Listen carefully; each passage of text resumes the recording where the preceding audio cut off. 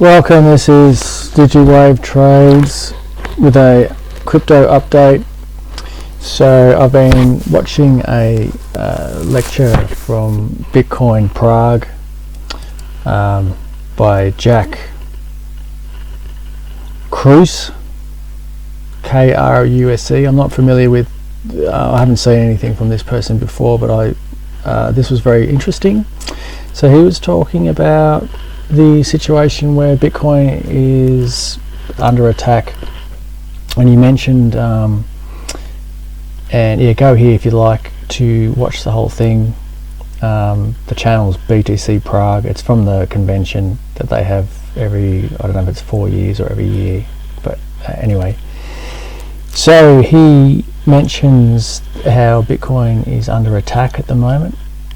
I thought this, yeah, the other thing that this brought up in my mind too is he mentioned Fabian gradualism, as you can see here on the screen, which is this idea how things get controlled and taken over and monopolized, and essentially by the Rockefeller Rothschild interests.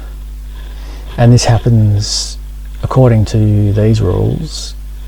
It's a slow incremental infiltration, long-term shift towards a centralized control by these families. And this got me thinking, because I remember the same thing, seeing the same thing happening with technology when the internet became public. And initially it was very decentralized and uncensored, and there was a lot of different things being explored and going on, and then as it got bigger and bigger, and I suppose the feedback loop got bigger and bigger, we then saw the involvement of institutions and big companies and big family powerful things, I suppose, like the Fabian gradualism taking effect. And then very quickly, like overnight, the internet became dominated by YouTube. No more MySpace. It was then dominated by Facebook and Google, and all these other companies and platforms and programs. They just seem to disappear very quickly, and then we have the internet we have today, which is a different space, very different space. It's very centralized, it's very controlled, it's very manipulative in a propaganda sense. And I thought that the same thing is occurring in the crypto space and the blockchain space, that we've had this open source exploration of a new technology, and there's lots of ideas being thrown around about freedom and power to the people and libertarianism, and a way to protest against the banks. I mean, Bitcoin was launched publicly in 2008 or 2008,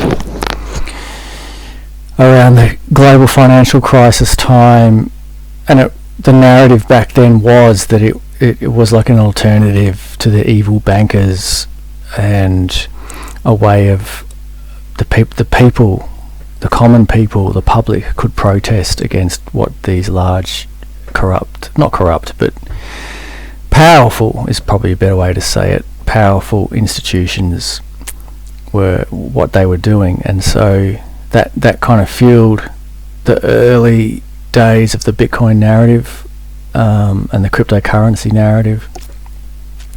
But I wanted to make this clip because I really do think that the same thing is occurring, and we know it's occurring. Like, we've seen it start. We've seen the institutions getting involved in crypto and blockchain. We have EFTs, we have Wall Street involved, we have the largest banks in the world involved. They're making their own blockchains.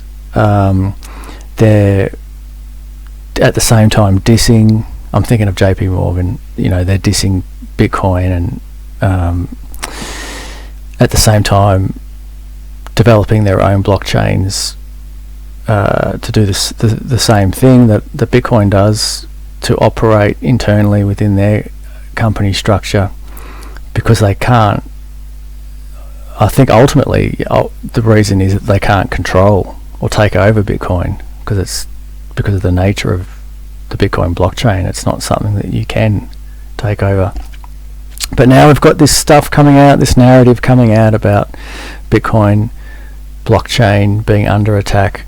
And I'll go quickly now to this Claude discussion that I created with Claude, to do with the acceleration in regulations. And I think this is how we're seeing this Fabian gradualism panning out now. We're starting to see it surface in publicly and in the physical realm with regulation. So there's been a lot going on in the EU recently with cryptocurrency regulations, and Binance had last week told customers to move their holdings away from the exchange to their own customers' private wallets. There's a bit of a crackdown happening, and you can screenshot this stuff or read it if you like, and that's taking effect July 1 this year, 2026. We've also seen developments in Australia.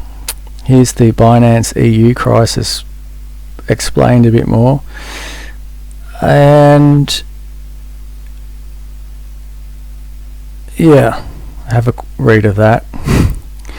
The stuff that's been happening in Australia, there's a thing that's I think a law's been passed in Australia where if you're a company receiving Bitcoin or crypto payments now, you have to include information as to who the sender and receiver of the payments are, which is causing all sorts of issues. There's also something that's passed to do with if an exchange wants to interact with crypto to the fiat space, so onboarding fiat currency so as to exchange it or purchase cryptocurrencies, whether it's Bitcoin or Tether or other currencies. Such companies now would have to get a finance license under that part of the Australian regulation, the AFSL, which essentially means they need to be a bank, and so that's a big deal, and it's expensive as well. So it pushes out all the smaller sort of players, and it's also gentrifying the exchange space into banking. So it's going to cut out a whole lot of smaller operations or companies, and essentially help the monopolisation of exchanges into the big banks, the big bank companies, private companies. Anyway, so this discussion goes on. I think this is how crypto is being controlled and restricted, and we're seeing the Fabian gradualism of the crypto technology, so that the wealth and the power and the control falls into the hands of the Rockefeller, Rothschild entities or families or interests.